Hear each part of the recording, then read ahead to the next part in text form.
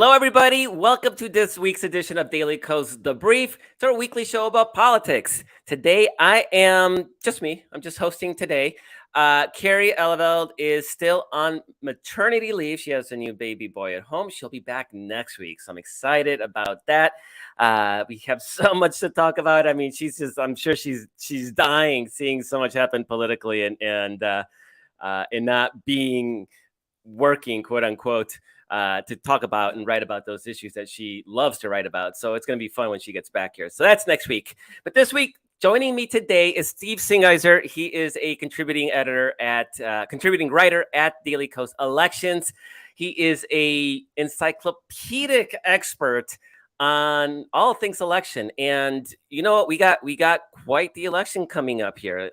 Conventional wisdom says that the party out of power loses seats in a midterm election. And, the average is like over 30 seats in the House because the president never can deliver what the president promises. It's impossible. Our system is broken in that way. So normally we'd be talking about how many seats are Democrats going to lose. But Steve, welcome. Thanks for joining us. And this is not a typical midterm election, is it, Steve? No, and the more evidence we see from actual elections that are being conducted, the more evidence there is that this is not a normal year. In a normal year, the Democrats don't win a seat in the United States Congress that they have not held since before I was born. And if you see the gray in the beard, that was a while ago. All right. That was 50 years ago that Democrats were the representatives in the U.S. House for Alaska. Well, that just happened last week. Democrats don't hold on to 50-50 seats like they did in New York 19. So I say it in our live blog coverage all the time. This sure doesn't, a red wave year doesn't look like this. It doesn't look like Democrats holding 50-50 seats. It doesn't look like them gaining seats that they have not seen in a half century. So we know what the conventional wisdom is, and I think everyone mentally was kind of prepared for that to happen this time around, particularly with President Biden's poll numbers earlier in the year. But boy, it sure isn't shaping up like that.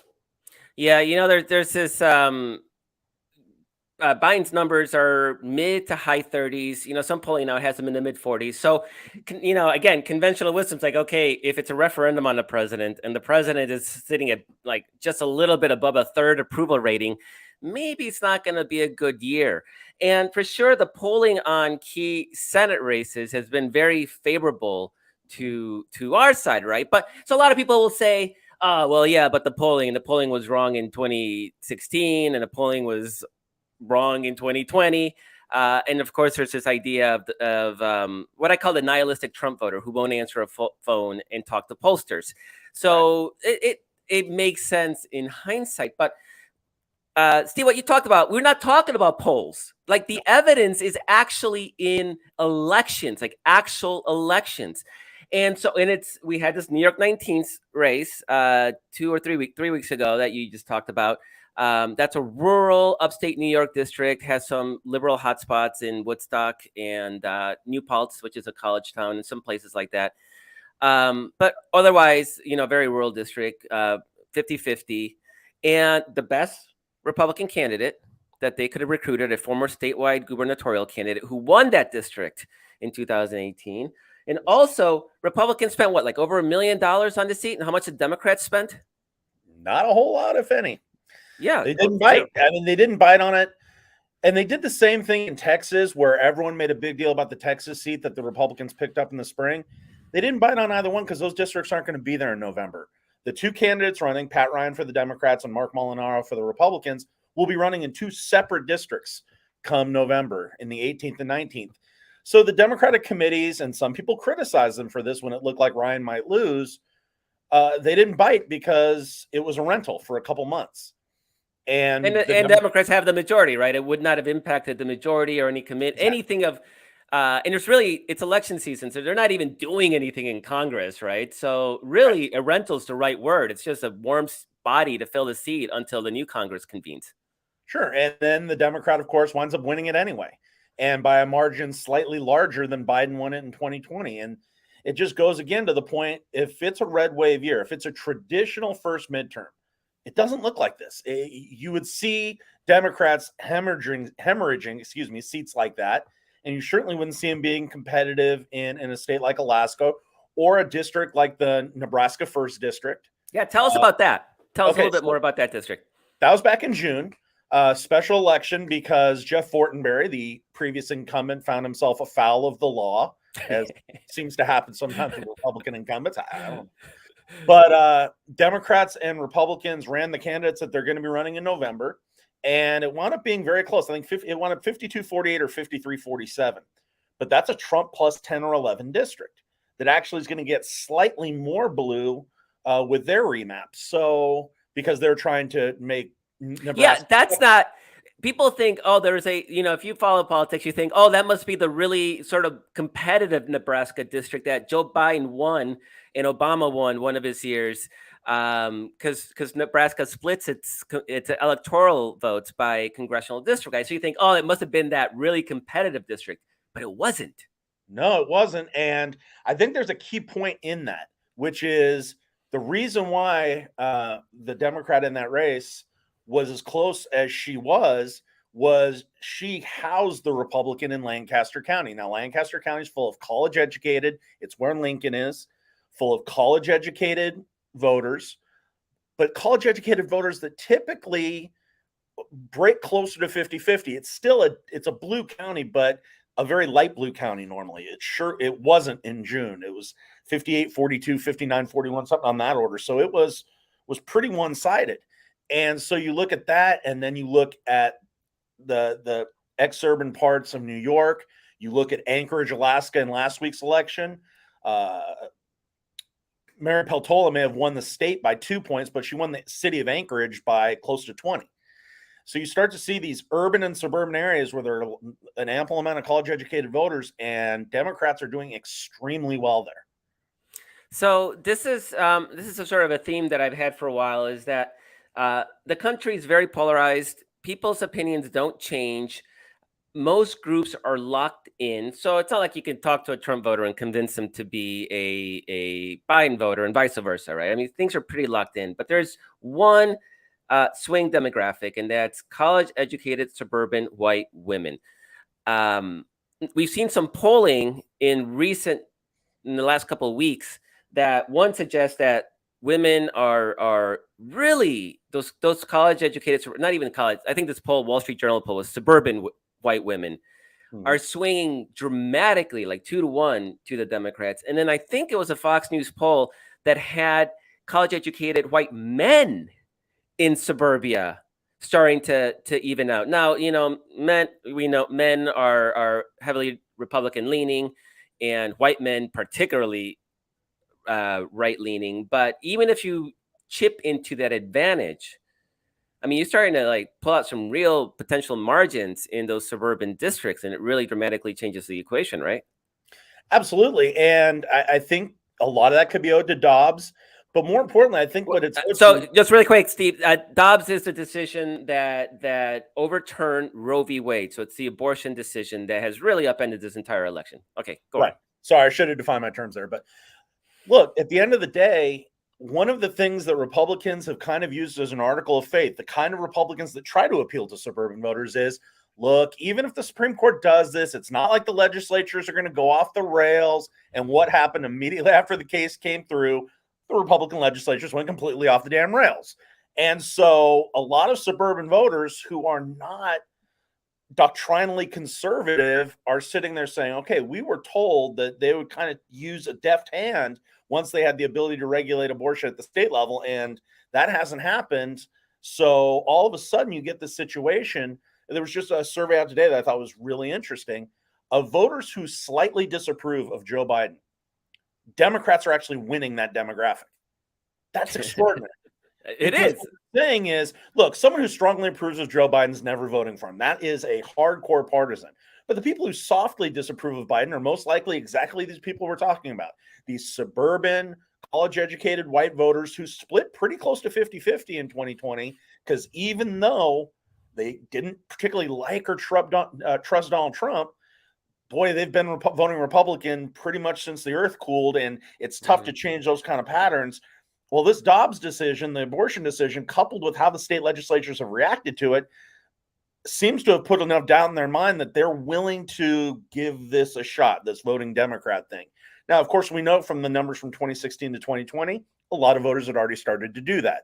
Orange County went blue twice. In California.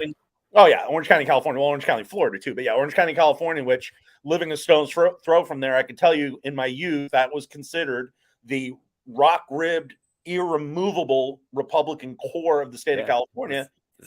And it's Reagan's home territory. Yeah. Oh, yeah, absolutely. So there are a lot of voters there that are people who 20 years ago would have been moderate Republicans who don't see a lot to support in the 2022 Republican Party. Yeah. So obviously last year was a whole different picture, right? 2021 midterm off-year elections, I guess is what we had statewide elections in New Jersey, Virginia, maybe elsewhere, but those two were sort of really kind of put the fear of God into Democrats, right? Because Democrats got swept out of office and all the statewide elected positions in the legislature in Virginia. And we almost lost New Jersey, which is obviously supposed, it's a safe blue state. And our governor, incumbent governor, which already even have advantages, barely held on. So what is the difference between 2019 and 2020? And obviously abortion is an issue, and Donald Trump, and his crimes are an issue. But what systematically has shifted from 19 to 20? Well, I think for one thing, in the wake of Trump, the Trump voters were still energized. The Democratic voters were, I don't want to say depressed, but it's kind of like the dog that caught the car, right? They got the presidency. They got Trump out of there. So there's a little bit of complacency that builds in that often does spark these midterm or off-year problems. It did not help in Virginia that the press fell in love with Glenn Youngkin and made him up to be this grand moderate, the anti-Trump, the post-partisan Republican, which he never was any of those things, but they desperately needed to balance their karma after, Trump by saying, oh, see, they're not all like that. Well, he was, but he got fawning coverage and it paid off. What's changed this year is a few things. I think Dobbs does matter because there is no such thing as a complacent Democrat anymore. And they're, they'll climb over a fence to go to the polls now, where last year they might not have. I don't think it has also helped that Trump has not allowed himself to get out of the news. It's funny to watch Republicans who cannot stop saying, well, this party's past Trump now, and they're trying to prop up Ron DeSantis as the great hope and whatnot. But Trump simply refuses to let himself out of the limelight.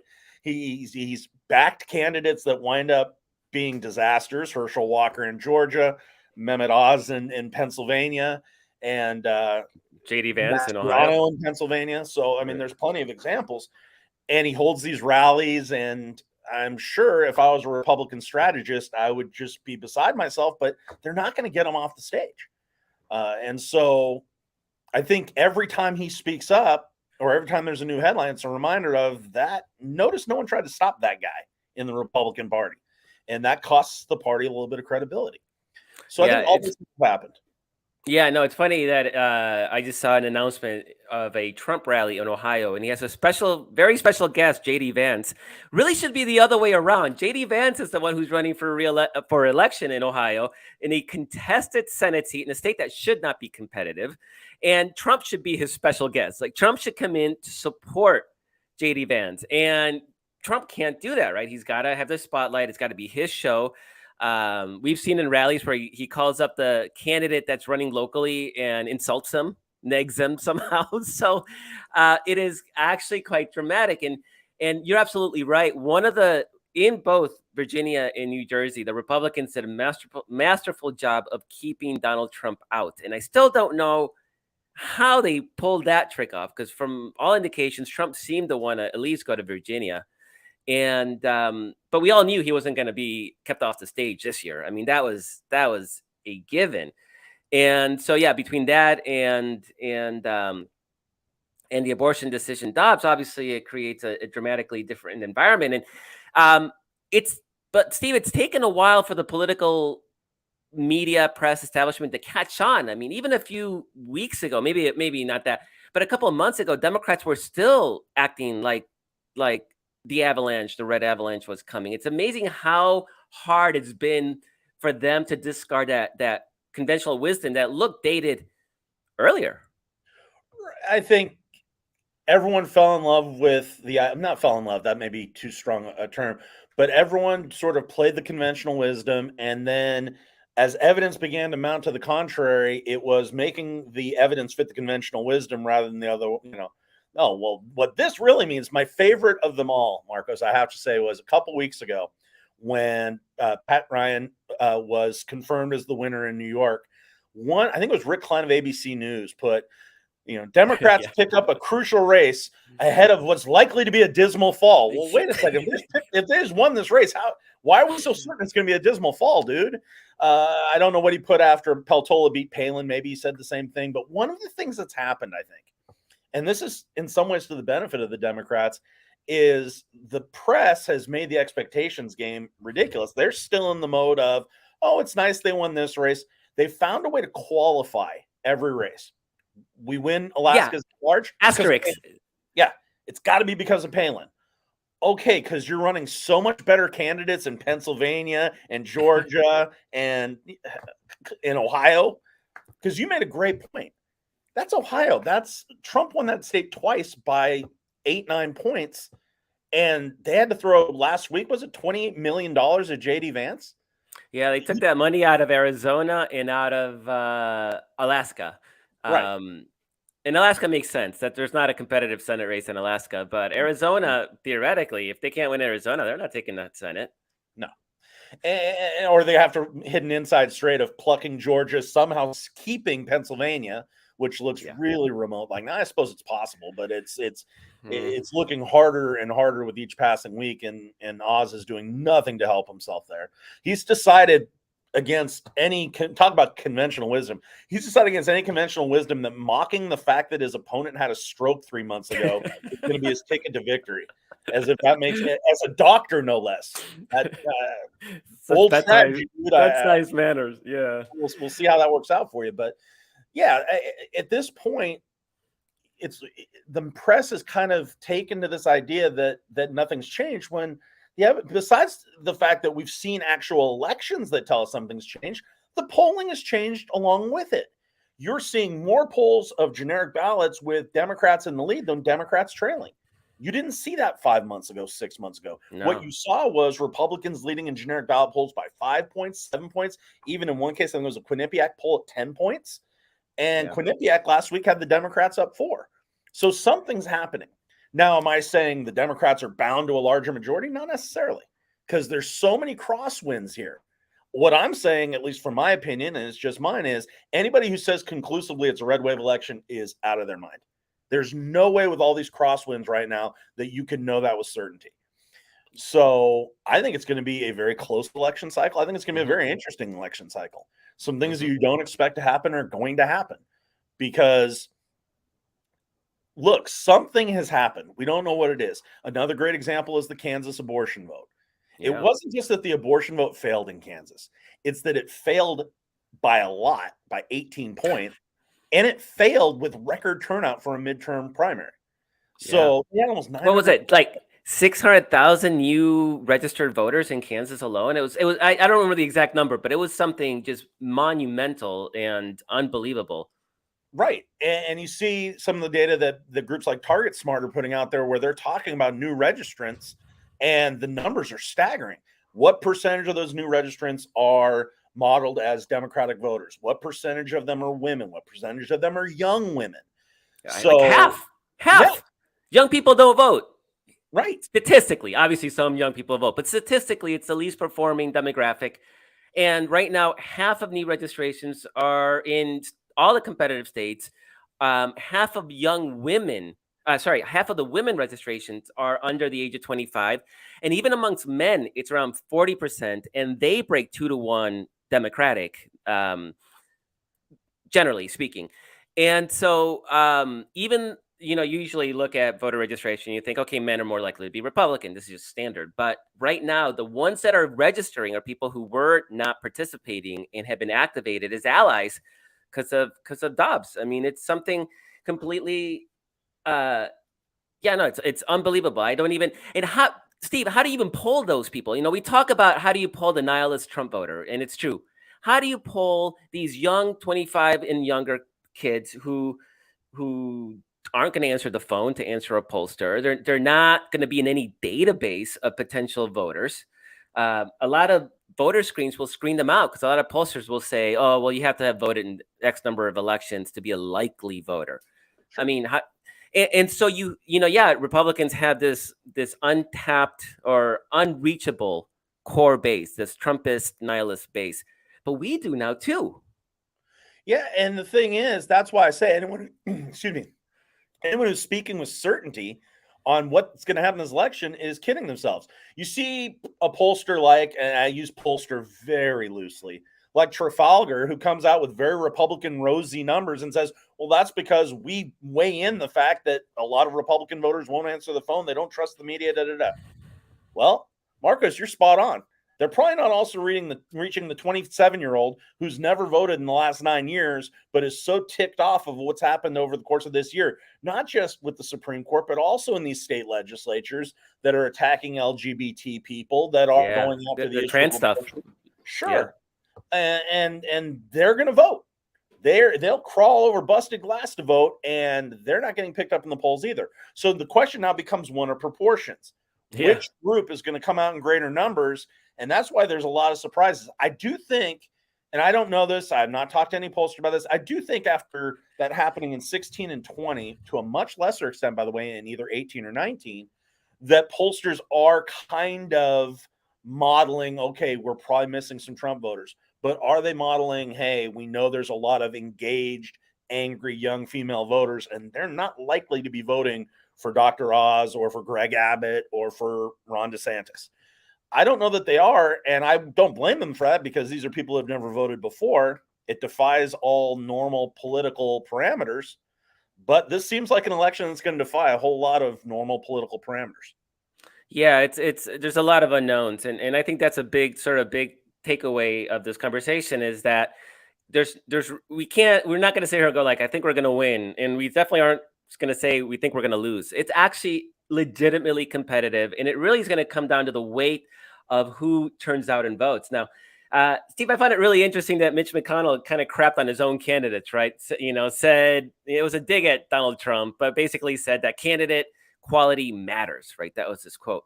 But then you look at Wisconsin and Ron Johnson, the Republican, who has won twice before. So by all objective measures is a good candidate. And he's one of the Republicans that is furthest behind right now. I think polling has him about 5-6 points behind the Democratic challenger, who's Lieutenant Governor Mandela Barnes. So I actually don't think. I mean, candidate quality obviously matters to a certain degree, but we keep coming back to like there's something else happening. And one of my sort of growing or operating theories is that Republicans have always had that single issue voter on evangelical abortion and the Second Amendment gun crowd, right? And they don't care what the economy is doing. They don't care who the candidate is. They don't care anything. They're going to turn out. They're going to vote. And take the evangelicals. They may not have supported Donald Trump in the primary because obviously he is everything that Christianity is against. But once he got the nomination, they all fell in line, right? They were going to do whatever it took to get him elected. And I think we're starting to see that on our side. So no gas prices, inflation, who the candidate is. I think there's a growing core on the liberal base that's going to look at the issues of privacy. So abortion, gay rights, trans rights, that sort of subset. And even it's smaller, but I think it's there a gun control, like a gun control single issue voter. Sure. And so we've never had that kind of foundation before, right? I mean, we've never had somebody we could count on no matter what. No, and there's evidence in the polling of that. Where you see what's happened in the past, and I think you stated very well, is you've had conservative voters who have not necessarily loved everything about conservatism and certainly not loved some of the candidates who are willing to fall in line because they found the alternative to be completely untenable to them. Democrats have not always had that. What we've had instead is people who have found certain policy positions or certain candidates untenable and they just no-show. Yeah. Doesn't look like they're going to no-show, or at least they haven't yet. So that becomes the question. And one great example of that in the polling data is young voters, right? That's one of the, I think it actually statistically is still the worst age cohort for Joe Biden's approval. Young It voters, is. really are irritated by Joe Biden. But when you look and see who they're voting for, who they're intent to vote for in November it's heavily Democratic. So they're obviously not condemning the party to their personal dislike for the president, who, and it's probably rooted in the fact that their biggest concern is they wish that the president was doing more stuff, which, I mean, he's accomplished a lot. I give him a lot of credit for that.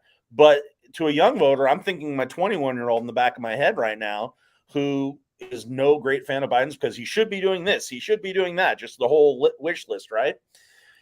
But guess what? When she votes in November, she's not voting for Brian Dahle here in California to be the California governor because she's mad at Gavin Newsom or mad at Joe Biden. Yeah. She's a Democrat. And I think there are a lot of voters like that. So the question becomes, as we've said earlier, is do they vote? And the indications are they might. And if they do, then that is going to be a big issue for the Republicans, because that's a group that they were kind of counting on, especially in midterms. They generally show up for presidential elections, but midterms, man, you see that 18 to 29 ratio drop dramatically. If it doesn't, they got a problem. So we're coming to the close of the episode. So I'm gonna put you on the hot spot here, Steve, and I'm gonna ask you to make a prediction about what is going to happen in November, and I'll give you some leeway. You can do a range. You can be a little loosey on that prediction. Okay. In the Senate, I'm going to say right now, if I'm a betting man, I'm voting Democrat to keep the Senate, and I think they could go up as high as 53 seats. I think they could also be as low as 49. I think you really think 49 is possible? I think 49 is really. Here's why I think it's possible. I think Nevada could be a problem. That state really surprised me in 2020. I thought after 2018 and Sisolak had won easily, and Jackie Rosen had won pretty easily, 4 or 5. These are all Democrats. Yeah, these are all the Democrats. I'm sorry. Then we turn around 2020 and the margin's only 2 for Biden. That concerns me. I think they could lose that one, but I think they're pretty much a lot to pick up Pennsylvania, so those should weigh out. So then the question becomes Georgia. Now, on a intellectual level, I cannot fathom a state voting for Herschel Walker, but it's Georgia, and there's a lot of conservative voters, particularly in North Georgia. So that one, I mean, a lot of races scare me. I'm by nature, the anxiety level is always there in election years. But I'd say 49 to 53 is the likely range. So I'll just put it right in the middle and say 51. We pick up 1. Okay. In the House, oh boy, anything. Ooh. I think one thing.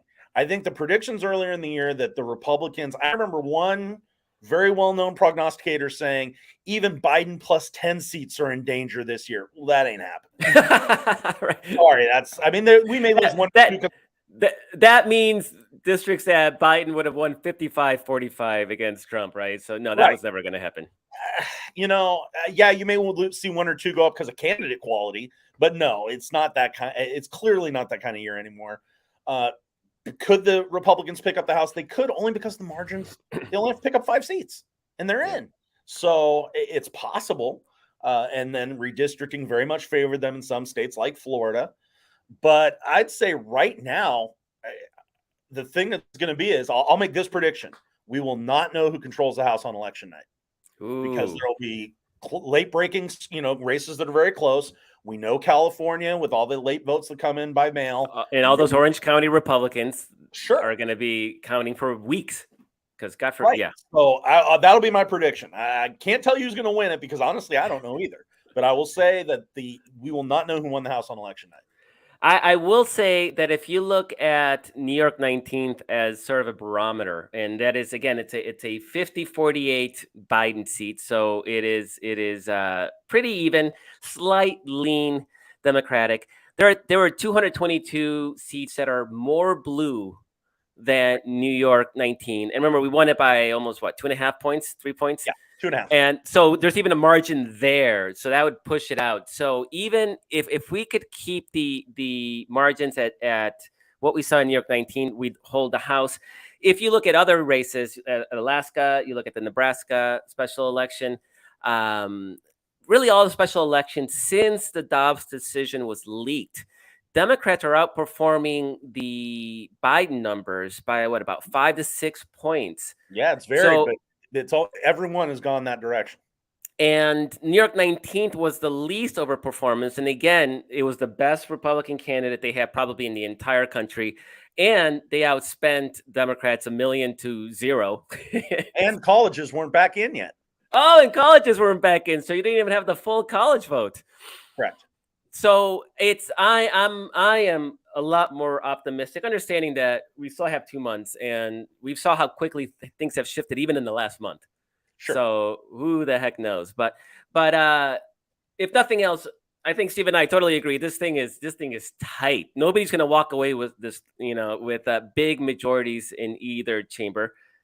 Hopefully, Democrats have 52 seats in the House because that would allow them to eliminate the filibuster, and that would be like a massive victory. Yeah, no, Steve, this is probably the most intellectually interesting election of my lifetime, and it absolutely is the most important one based on just our protecting our democracy.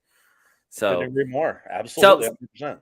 One last question, Steve. You're a high school teacher, right? You work with honor students, and what's the feeling amongst your students? When are they tuned in to the Dobbs decision and abortion and the election, or are they just kids and not being kids? It's funny, a little bit of both. I will say that my female students are more tied into that. And that not surprising, right? You'd think that'd kind of go with the territory. But definitely they're still high school students, and life for them, the future is next week. But no, my female students, several of them who weren't particularly political, and I'd even go in my own household. My younger, who is a senior, who's actually in my AP government class. I'm sure. I'm sure she's okay. told about that. But my 18-year-old, I'd never seen her post anything political on social media in her life. She's just not a very political person. And in the wake of the Dobbs decision, she does that a lot now. So it kind of woke her up, which it's a sample size of 1, but that was very much a pronounced shift. So that is our show for today. Thank you, Steve, for joining us. Thanks to Walter for producing, Kara and Paul, anybody, and Dorothy, who worked behind the scenes to make this podcast happen. And thank you, the listener and the viewer, for fighting the good fight and doing what you're doing to protect our democracy. Everything's on the line. I know we always say this. It gets tiring sometimes. This is the most important election of our lifetime. But they really have been. And this one isn't even about, oh, no, we're going to elect somebody who is going to be evil to immigrants and disenfranchised communities. We're talking the very fabric of our democracy is literally on the ballot with election deniers and people who want to destroy the machinery of our free election system. So your fight, your efforts are incredibly important. So honored to be fighting side by side to really bring this home. And it really is a difference between expanding the Senate, getting Puerto Rico, maybe Washington, D.C., eliminating partisan gerrymandering, voting rights protections, or Donald Trump style nihilistic dystopian autocracy. I mean, this is the battle we face. And I wish I could be exaggerating. I wish this was all hyperbole, but it is not. This is real. So thank you all for the good fight. And again, Carrie Elevelt will be back from maternity leave next week. So we'll be excited to catch up with her and talk about 1 week closer to election. And Steve, as long as they're talking about Donald Trump and abortion, they're not talking about the economy, right? This is good. There you go. All right. Thanks, everybody. See you next week.